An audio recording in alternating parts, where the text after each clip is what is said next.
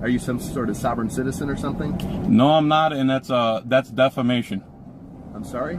I'm asking you a question. I'm not telling you. No, sir, I do not work for the police. Sir, I'm with Bay News 9. Any chance you'd be willing to do a quick interview? Sure. There's a clip down there or something.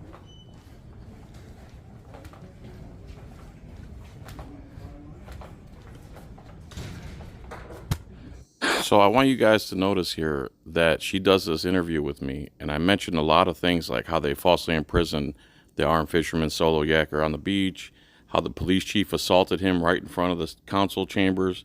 She ignores all that, and then you'll see at the end what she actually puts into the media piece she's making. It's a night and day from what we talked about to what she actually publishes. And this is what you got to understand about the mainstream media. It's lying by omission. Why would she skip over the most newsworthy part, that he was assaulted and the reason he started coming here, and push the line of the city council and all their lies about threats and everything? None of us have ever threatened them. We can't control what other people do. And just like I tell her here, they're public officials and they have to stand up to public scrutiny and unfortunately threats. I've been threatened 1,000 times since I started my channel. But I don't have a short bus to get escorted out on. I don't have a police escort everywhere I go. I don't have gunmen guarding me everywhere I go. Imagine if that was the case and the tables were turned. So watch her interview me, and then stay tuned to the end. My friend Wilder recorded it at his house the same night and show what they actually publish on TV versus what you see here. Go ahead. All right, start up for me, sir. Say and spell first and last name. Johnfilax. Do you live here in Clearwater? The last one asked me where I live too. But I'm going to say I'm homeless in Clearwater. Okay. I'd rather not say where I live because they use that to retaliate. Talk to me about why you're against this rule change. Well, the First Amendment, no law shall be passed by any government that abridges the freedom of speech. They're upset because Michael Taylor came here. He was assaulted on the beach by the Clearwater PD. And then when he came in to talk to the council about it, the police chief assaulted him in front of the council. So he keeps coming back, and they're, instead of saying, let's sit down, let's pull up a chair to the table and have this conversation and see how we can come to some compromise, they keep getting more tyrannical with their free speech rules. You even heard them in there saying, let's just get rid of option 3. Let's just get rid of free speech altogether in this city. Because people who come from the outside who are attacked by the police might come in here and complain about it. So nothing was done when they falsely imprisoned him on the beach. Nothing was done when the police chief assaulted him right in front of the council members. The police can do no wrong. The councilors can do no wrong. You see everything they do is unanimous because it's premeditated. So we have the right to redress our grievances, whether they like it, whether they're cuss words, as long as we're not threatening them, which no one has done, or fighting words, or like causing a riot per se. We should be allowed to speak. The 3 minutes we're given without being interrupted, without being arrested, without being escorted out by 5-6 cops.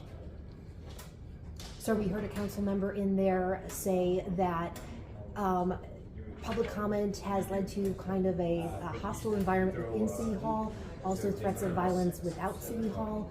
Response to that? Public figures get threats all the time. I'm a public figure. My wife's people have a face to her to. I've had stalkers for years on end who actually come to my house. If you're a public figure, that's part of the deal. You don't get to be a public figure and never have to hear criticism or never have to hear anything. If someone sees me, and they have seen me in public, they've come up to me personally and called me names to my face. That's their right, just like it's our right to speak freely at a council meeting. They're surviving. Everything they own is because of our tax money.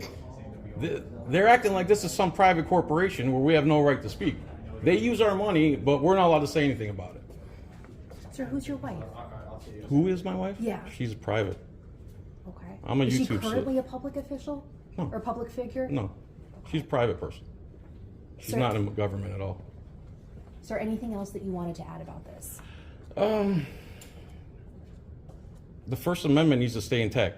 No First Amendment, no America, no freedom, period, point blank. It's the First Amendment for a reason, and the Second Amendment was passed so we can protect our First Amendment. That's right.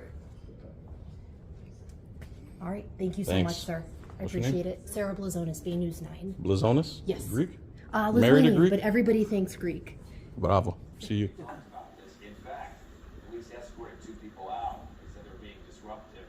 The mayor, Bruce Rector, says the tone at meetings has gotten out of hand recently.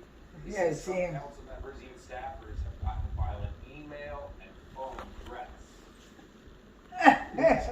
Wait. It happened in Pennsylvania on Saturday, and I don't know how these people get, to the point where they want to cause harm to others, but certainly it's a threat that we need to take seriously. We have the right to redress our grievances, whether they like it, whether they're cuss words, as long as we're not threatening them, calling them, or fighting words, or like causing a